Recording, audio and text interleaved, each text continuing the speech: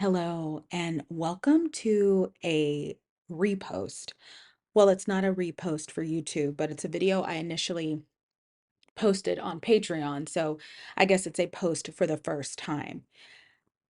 This past week, I have been doing an All About Love series on my channel where I talked about some of my opinions regarding love and relationships. One video in particular was not very well received, and it was the third video in the series where I took a moment to talk about my belief in and my knowledge of the concept of astrology. I knew that that one was going to be maybe not well received because, as I've stated many times before, I am a Black woman in the United States of America, and therefore, people who resonate with me or identify with me based on that identity are more than likely going to be other Black women, and they are more than likely going to be strict followers of Western Christianity, meaning they believe that any message or any talk of any other type of mystical, um, you know, quote unquote spiritual thinking is evil, it is demonic, and it is not worth their time. Since posting that video, I've lost quite a few subscribers, which is okay.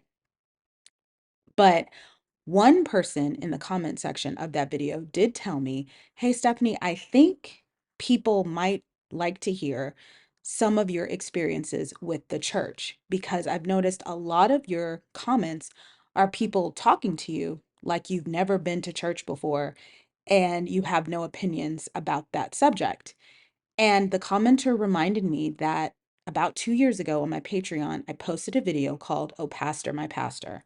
And it was about my struggles in the Christian church as a single woman and how let down I've been at the hypocrisy that follows around people who are married versus people who are single, specifically married men versus single women. I talked about the challenges in the demographic.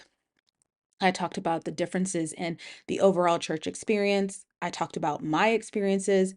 And I also talked about, I did this all on a landscape of pointing out three pastors who meant a lot to me in my 20s and 30s, who all within the past 3 or 4 years have been caught up in cheating or infidelity accusations, some proven, some not proven, and how this affected my overall relationship with and my desire to keep continuing being in church. Now, there's a lot more to it, and I definitely went into a lot more detail than I remember in this video. Also, some of the pastors mentioned, since I posted this, which was January of 2023, their stories have changed. So, for example, I mentioned Jeremy Foster, who used to be the pastor of Hope City. And when I posted this, one of the patrons at the time let me know that, it came out that his marriage was actually very abusive, with the abuse happening on the wife's side. I'm not sure, but it was actually a very unhealthy marriage. And it seems like I've checked his Instagram, and you're welcome to take a gander, but it seems like this marriage he's in now, he's happy. So, I there's also something there to needing, to be in a healthy, strong marriage in order to fulfill the marketing aspect of being seen as a good pastor. And I talk about that in the video, how a lot of having the right relationship within a Christian church really, really helps your branding and imaging as a leader within the Christian church. It also helps your branding and imaging as a content creator. I've talked before on my Patreon about how if I was to come out and be, my bio said God first, Christ centered, woman of God, any of those phrases, it doesn't matter what I'm doing off camera. If I throw that in, that is like a siren call. That's like a alert. It's like it lets people know, oh, she has an image that we can all identify with and feel good about, especially people within the Black female demographic or just the Black demographic. The Black church is incredibly important to Black people in America. And I'm going to say this too. I think if it wasn't for the deeply racist history of Christian nationalism, Black people would have voted in droves for Trump because he was the selected Messiah of Christianity for whatever reason in this last election. Well, I know why. I know why, but I'm not going to get into that. This was also something that I posted before a lot of the documentaries about the mega churches that I have attended in the past came out, such as the documentary about Hillsong and the pastor Carl Lentz, who was there, who was, brought up for infidelity, and then all the other things that were revealed that were going on in that church. But in general, I find the Christian church to be an incredibly hypocritical space for single people to exist within. And the commenter that posted that I should repost this, or I should post it for the first time to YouTube, just gave me a great idea, which was, if I'm going to spend time talking to half my audience about my kind of new age fun beliefs, then I want to also give some background into what sort of made me fall out of love with conventional Christian ways of thinking, why I kind of went through my own deconstruction as a Christian, and most importantly, why I will never feel excited about going back to church to find a partner. This video is not a part of my All About Love series. It stands alone, but I did want to go ahead and post it because I do feel that it provides some more insight into my personality and into my history with the church, when a lot of people who have watched my content apparently don't think I have that. I also want to point out that in this video, I talk a lot about how I checked out churches that were led by white pastors at this time in my life, because they were these big, diverse mega churches, but how I grew up in smaller, all Black churches. And one of the things that got me about the Black church was that, once again, the women were expected to be so pious, but the men were running around making multiple families. Nobody, it seemed, was following the strict doctrine that I was being raised with as the child of a very religious man who grew up going to child evangelism fellowship camps every summer in Hitchcock, Texas, who was trained as a child evangelist. So I took very seriously the things that were being said to me. And then I would go to my church, my Black church, and the women would all have children out of wedlock. There would be families that were broken all the time. It seemed that the church was a larger representation, or a large, on a micro level, was a example of what happens within the Black community, that even the church couldn't protect you from some of the more dangerous statistics that came along with trying to grow and develop as a young Black woman in the world. And what made the church more constricting was that people were pretending that that wasn't the truth. So talking to you, talking about your options as a single woman, making you feel bad for being single past a certain age, but not looking at the statistics, not looking at the social realities, despite having a congregation that was displaying those social realities every single Sunday. So you might see me talk about going to white churches that were led, well, not white churches, but diverse mega churches that were led by mostly white pastors. I do mention Julian Lowe of Oasis at the end. Oasis in LA. I think he's still the pastor there. I don't know. I haven't attended in 4 years, but for the most part, at this point in my life, that's where I was going, because I was kind of disillusioned with the Black church, and then I was disillusioned with the mega churches, and now I'm just kind of disillusioned. And I'm sure I will attend again on my own time, but it will definitely not be with finding a partner or finding a mate in mind. It will just simply be for the spiritual community that might be possible, and because it was a part of my fabric as a young woman.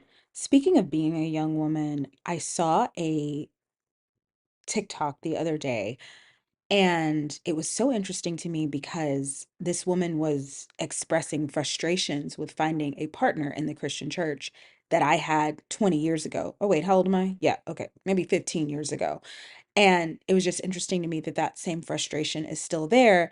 And yet we still have this belief, or it's a widely held belief in a lot of Christian communities, that the only reason a young woman is single is because she has not gone to the church to find her man, or that the church would be a good place for a single woman, specifically a single Black woman, to find her man. So I want to play you this TikTok really quickly. This is about a young woman talking about the frustrations that come with attending single ministries as a young Christian woman. Now, that is something I never did. Once I figured out, okay, so okay, okay, I just sort of tapped out of trying to play the singlehood game within the walls of the church. But I imagine that if I did go and attend these things, I would probably feel a lot like this young woman.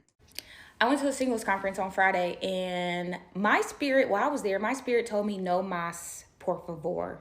I am not going to no more of these. Okay? That rhymed, period.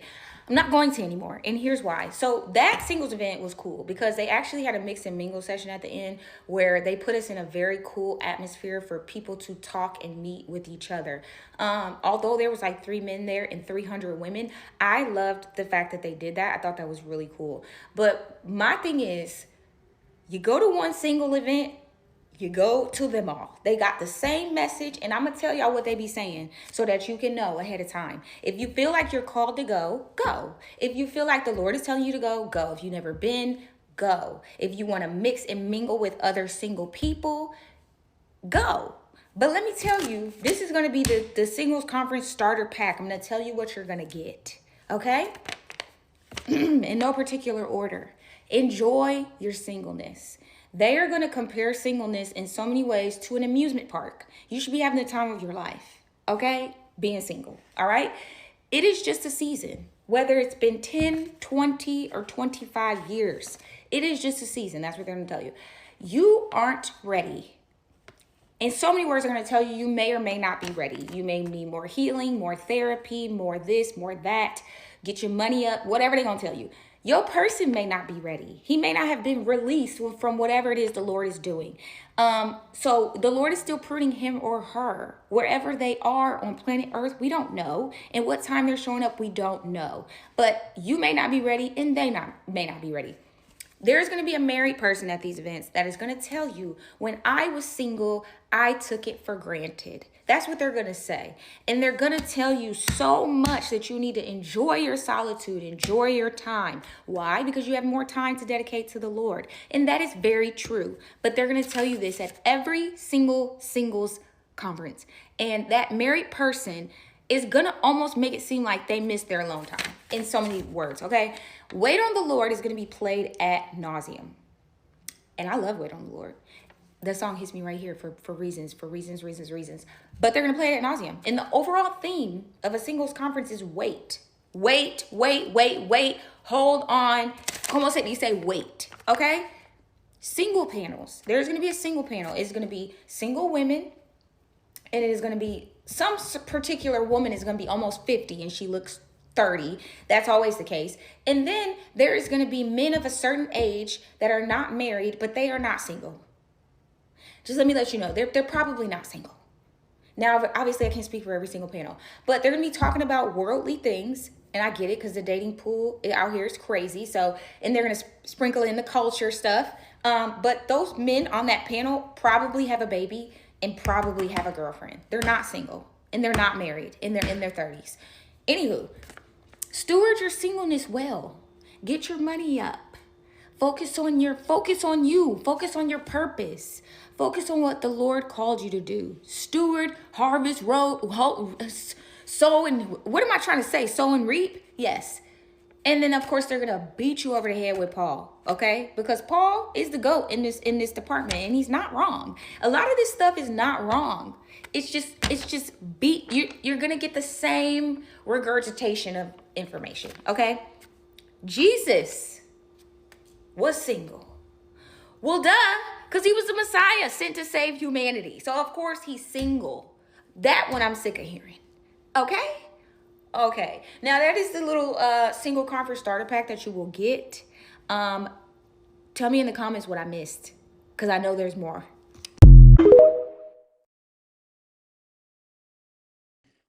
Anyway, I wanted to share this story because a subscriber who is also a patron reminded me that I had it. I went back and re-listened to it, and I was like, ooh, I was touching on a lot here.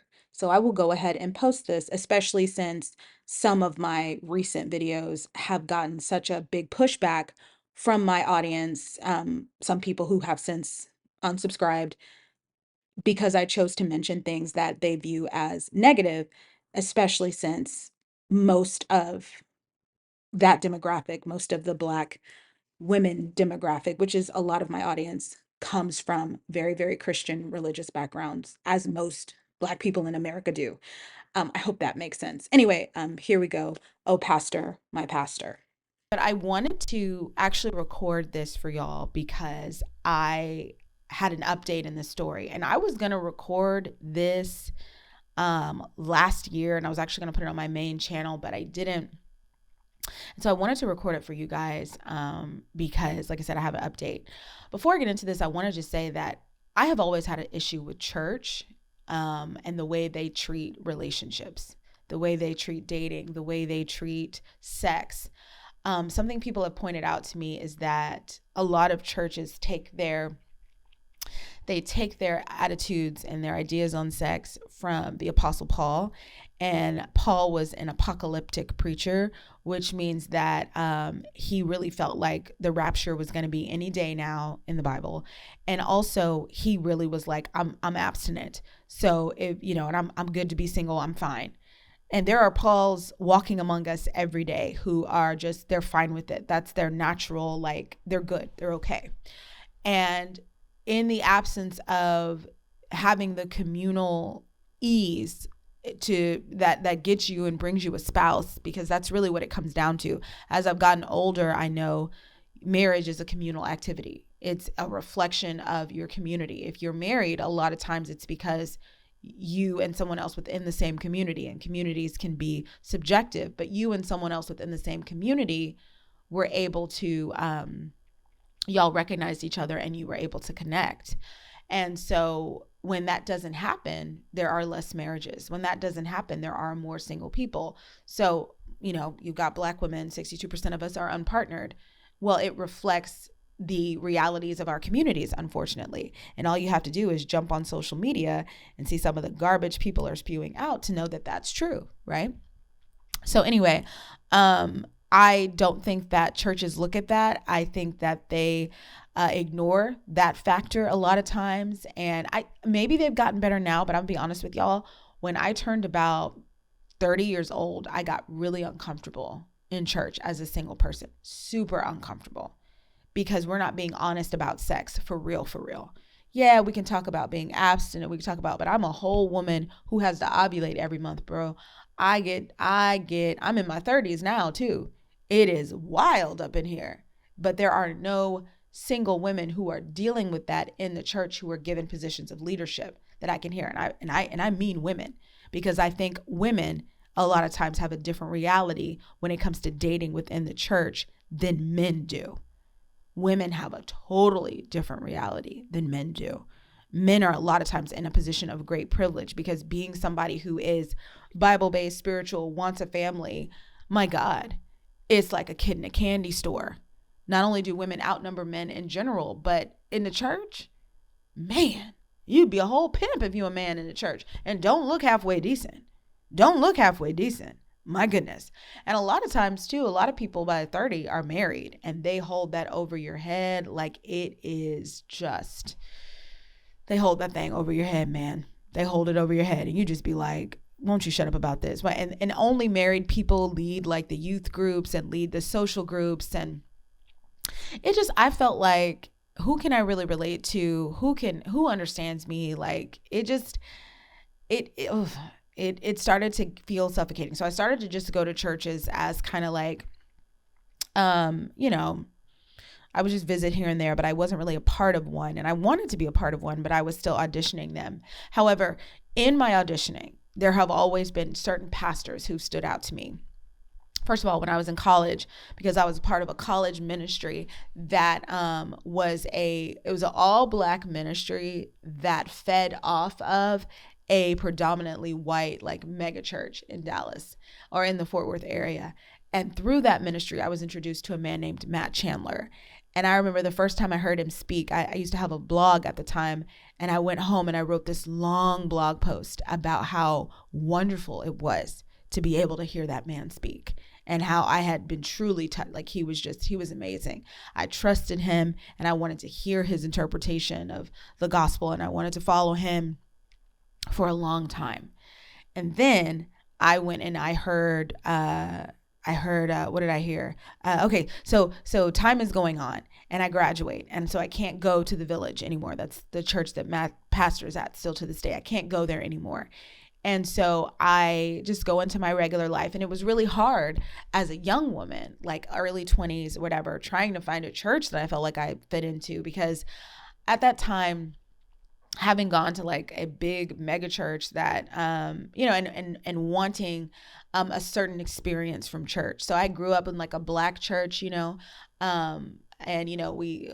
the choir sings and all this stuff, but I wanted that mega church experience. So I wanted the lights, and I wanted the worship group, and I wanted, all that like whatever stuff, right? So I was kind of really looking for that, and I didn't find that for a really long time. And when I did find it, I found it in a church called Hope City here in the Houston area. And it was specifically because of Jeremy Foster and the worship group. And I've got a whole story about the worship group that I've told before in a video that I did about Fat and Toby. I told about my experience with like trying to get on the worship team. It didn't happen. But even though they told me, oh, we'll call you, we can't wait to work you in the schedule. And they never called me. They never worked me into the schedule. So, and then I moved from Houston. But I loved Jeremy Foster. I thought he was incredible. And I thought he was such a good speaker. And I was just like, he's amazing. And so I loved Hope City. And throughout my life, I've also really, really loved John Gray. Really loved John Gray. And something all three of these men have in common is that they all talked about, in some way or another, their wives. How much they love their wives, how beautiful their wives are, how amazing their wife, how lucky they are to be in love with them. This is my partner, this is my rib. This woman is amazing. They pump them up on social media. They bring them up in front of the church audience whenever, we're at service. Oh, please, my beautiful wife, please meet her. Please, she's amazing. She's this. All three of these men within the last few years have been involved in cheating scandals. And I think John Gray the most consistently, right? It's like all the time. Matt Chandler the most recently, even though he was like excused from his scandal. But the one that really hurt me was Jeremy Foster. Because Jeremy Foster, for me, did the unthinkable, which was establish for me a church home in my adult years. And it was a place where I could see myself bringing my family, because I started going to Hope City when I was 31 years old. So I was still like, oh, I'll definitely meet someone by the end of my 30s and have at least one baby for sure. So I saw myself coming to Hope City, because at that time also I only dated, or the only men I met were not men who weren't the same race as me. So I thought, I'll probably have an interracial family and we'll come here. And even if that wasn't the case, even if my person was, of my same race, I said, what's interesting is this church looks like my life looked at the time. I have, friends of different backgrounds, people of different diversities. I've got, just this place looks like that for me. And that's really cool. And this is a place where I want my kids to see people of all races mingling together. I want them to see, this is what I want for them.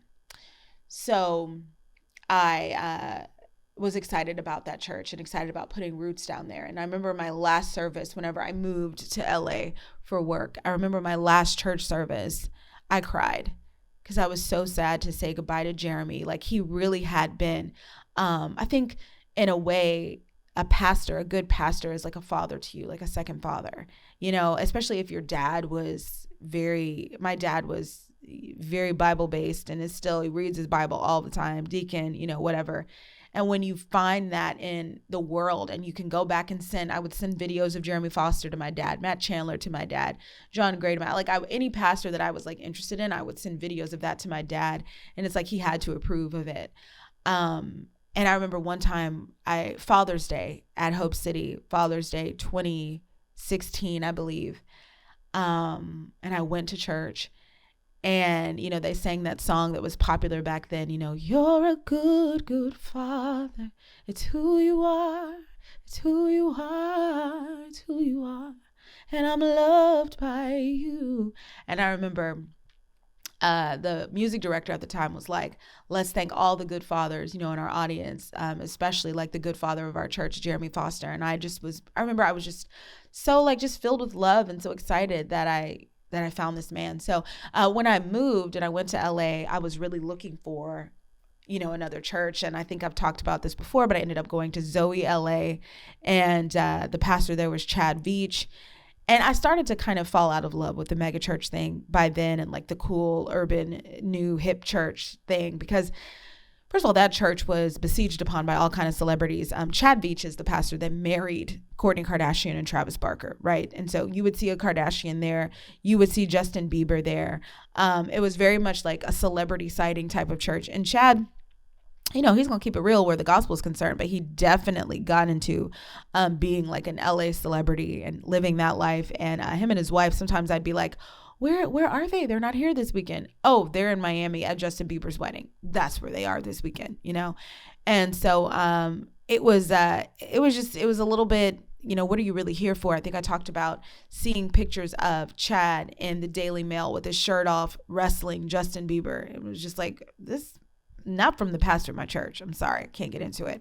And Chad was really close friends with Rich Wilkerson, and also the guy who cheated on his wife, Carl something or other from Hillsong. And they used to all run around together with Justin. And I forget what people called them, the Jesus Bros or something like that. But I was really, I didn't like that. I didn't like that vibe. I didn't like being a part of that. So I was really kind of searching for a church. And the school I used to work at actually had a church in it that was hosted by Mary. I used to work at that school, and they would be in our auditorium. And I was like, oh my God, like I just got out of there.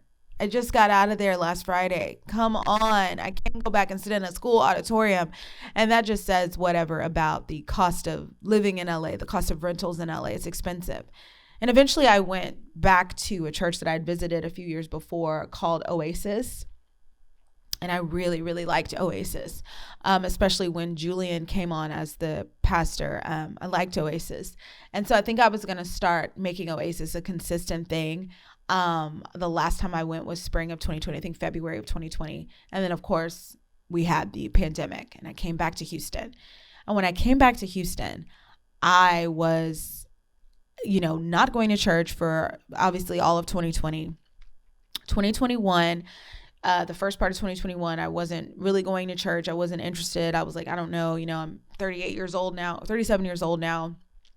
And if I didn't feel at home at the church as a single woman at 31, at 37, oh my God, like, I don't know how they'll make me feel, but I still kind of want to go. And I think I'm ready. So, one day I get on the internet and I do a little search, and I'm like, okay, Hope City. And I go and I look, and just to like see what's going on there and see who's there, and what it's like. Because at this point, it was 2021, the last time I had really been there as a member, or the last time I even heard anything from Jeremy, and checked on him, because he came actually out to LA and he spoke at Zoe LA. And, I missed it because my friend got married that weekend, but I wanted to go and see him. So the last time I had ever seen him, heard anything from him, was really 2018. It's the last time I even inquired, like thought about him. So 2021, I go and I look for him. And if you're familiar with the church, you're familiar with Jeremy Foster, then you know that he had left the church by then because he had found out that he was having an affair. He was having an affair with this woman. I don't know if she was from the church. I don't know. But he was having an affair with her, and he got removed completely from the church. And if you go and you check his Instagram, you'll see he hasn't posted since 2021, since December. And what's so crazy about all of this is that I was out tonight, or last night actually, with my dog. We were at the dog park at my apartment complex, and this girl was wearing shorts that said Hope City. And I was like, what? Explain yourself. What is this? And she goes, oh yeah, this was my church. I grew up in this church. I used to work for the church. And then the scandal happened. And I was like, girl, talk to me about it. And so she just described what it was like being on the inside of the church as things kind of fell apart when Jeremy was cheating. Because when I say he used to bring his wife up all the time, my hot wife, my good wife, Lord has blessed me with this wife, and talk about their love story and talk about this and that, and just all the time. So she was like, the church fell apart, and it was really painful, to see everything happen. And the biggest thing about this is that Jeremy went and married the woman that he had the affair with. They're married now. And I was like, girl, what? And it brought me to the reason why I'm sharing this story with y'all today, this very short story. Um, Churches are a really hard place for single people to be. And a lot of times, the people in positions of power that are given positions of leadership, they are people that have clear minds. They're people that their emotions are in a certain place. And it's because they were fortunate enough to have a spouse, and therefore they're fortunate enough to not only have a certain outlook on life, monetarily, emotionally, physically. There needs to be a study done on how never having certain desires fulfilled affects your brain. Like, it's fine to, say, oh, you should be happy with God, happy with. You cannot engineer people and make them so excited about and make them look so forward to marriage as an idea, and then not pay attention to and not give any credence to what happens to these people when they're starved of that idea their entire adult life. It's always jolting for me when I hear people still, like, kind of in their early 40s say, oh, well, when I meet my husband and we have kids, I'm just like, where is the, you can still, sure, but it's just, there's a lot of people that have been engineered for a life that they didn't end up living, and the church doesn't take any accountability for that, because how can it without it looking, kind of blasphemous, right? And so I leave that thinking to the scholars and whatever else, but I'll just say that a lot of undeserving men get in positions of power because they look the right way. They look the part. I have a wife, I have kids, I can easily call myself a man of God, and people will respect me because this is what a man of God in church is supposed to look like. Wife, kids. He's respected. When that thing happened with Carl something or other from Hillsong, you guys don't know this about me, but I had a little podcast at that time. And it was called, oh God, I forgot what it was called, but it was called Slightly Dramatic. And it was on the Apple Store for a little bit, and then it was on Spotify. And I used to upload clips of it also to YouTube. This was in 2020. And I would not show my face. It was just my voice. And I uploaded a video about the thing that happened with Hillsong. And I basically said, a lot of these men are only married, and they get married young because they want to have sex. They want to have access to sex, but they don't actually develop themselves as people. They don't date around, which I think you should get to know people, get to know what you really like. The first girl that's nice to them, that's pretty, they know they have this pressure on them not to have sex before marriage. These people get married 19, 20. They still have breast milk on their mouths. You can smell the Similac on their breath. But they're married, so they can have sex. That's what it's about. And the church has a weird relationship with that, so I don't speak on it. I just know, for me, after a certain age and after a certain amount of emotional exposure to different things, waiting until I was married was no longer something that I held. And I'm not saying that that's not a good idea for some people, but I'm saying it's not always the answer for everybody. And I'll just leave it at that. But I know a lot of these men, I'm never surprised, when they cheat, when they do whatever, because they haven't actually worked out their sexual energy within themselves. They haven't actually come to a place of sexual maturity, because they rushed into this union and they were put up on this pedestal and given this power, because in churches, marriage is an idol. And it's always interesting to me that the only people that seem to speak about the state of singlehood and the state of not being within that idol are people that are already within it. I remember, that's all I can say about that.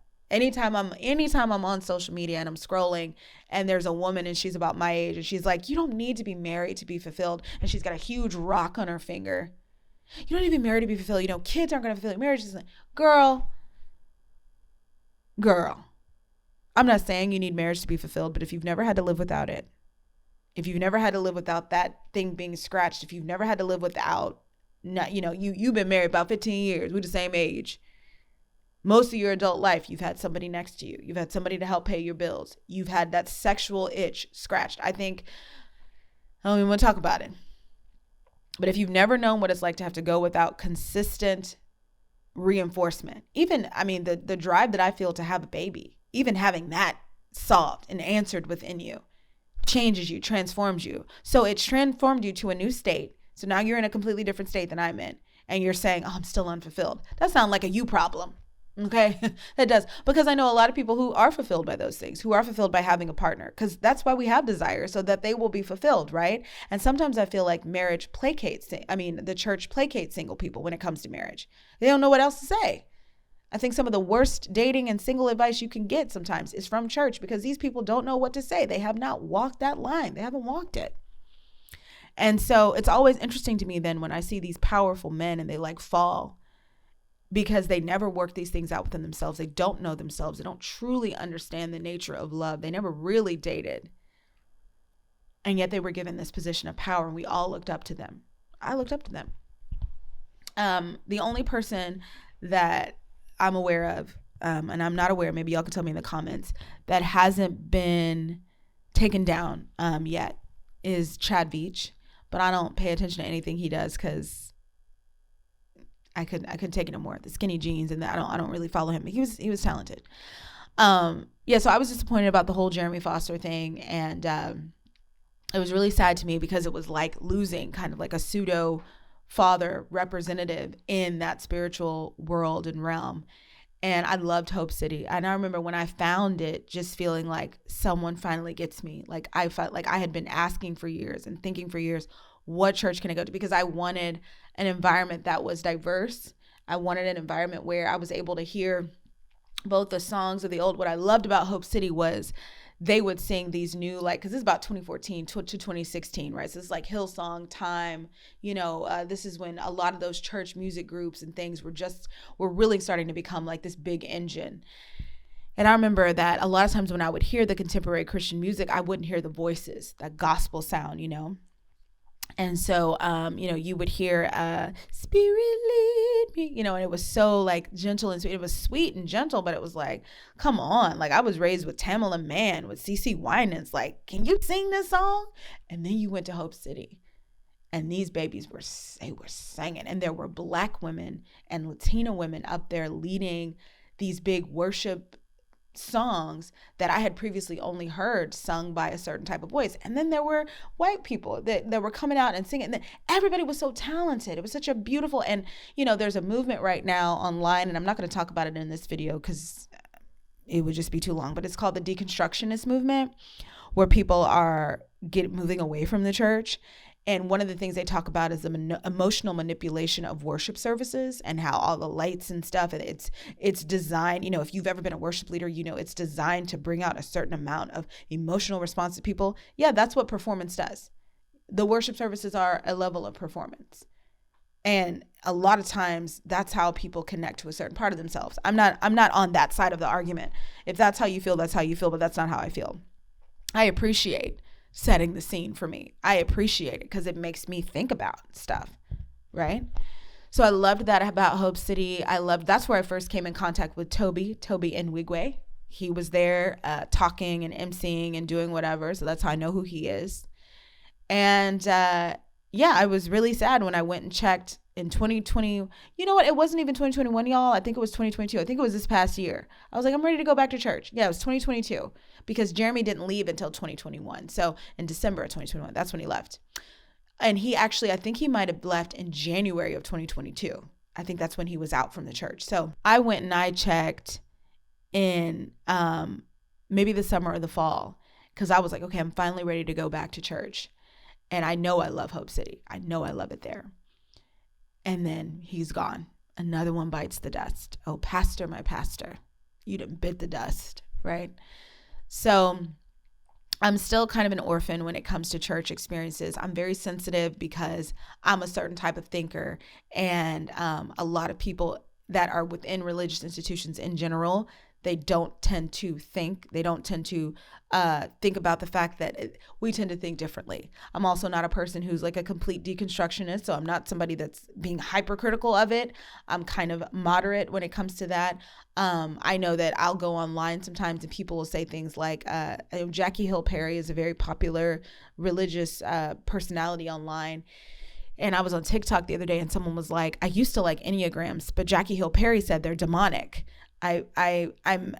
I'm oftentimes kind of thrown aback by how easily people throw around words like demonic and demon. And, I remember when Beyonce's album came out, Beyonce's a demon. Like, there's just a certain type of mindset and type of church person I like to avoid. And so finding a church is kind of like dating for me. And I kind of want to stay away from real massive mega churches like Lakewood. You get lost in a place like that. Hope City was special. And hey, I might go back. But when I tell you the Matt Chandlers, the Jeremy Fosters, the John Grays, like, they worked their way into my little heart and mind for a reason. And there were times where, I had not found a pastor, didn't have a church home, and I would just listen to Chandler, and I would just go find Jeremy. I would go and listen to John. Hey, man, I would look up Chad. These were people that I would look up that I liked. And I think we all have, that. But yeah, to this day, Matt Chandler is the only pastor I follow on Instagram. Is that weird? And it's because of the connection I have with him from when I was in college. That's why I follow him and watch his children grow up and stuff like that. And I think of all the pastors, John Gray makes me the most sick because he's a black man embarrassing a black woman. I don't want to see it. But he's still on point. I love his sermon about they did not know what you carried. They didn't know what you carried. And they treated you like you were common. And God wanted them to treat you that way because he wanted you to see who they were.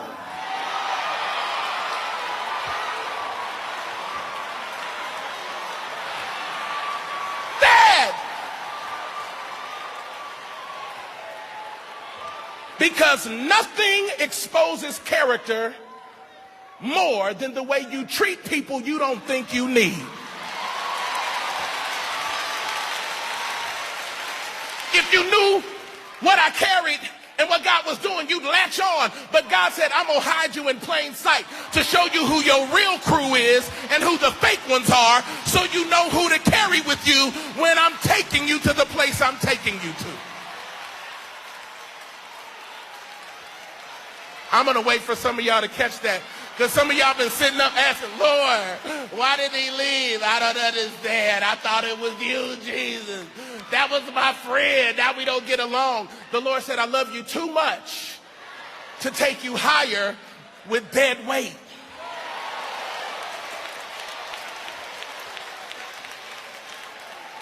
People be talking about new levels. Ain't no new level. It's a different atmosphere.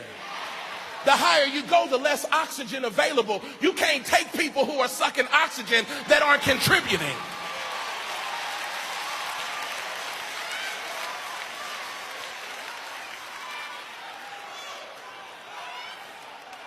Why you think Jesus didn't take all 12 disciples all the way to the top of the mountain?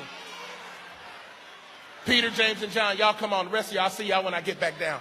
It's not that I don't love you. It's not that you don't serve a purpose. But as I go higher, my circle gets smaller. I go back and listen to that a lot.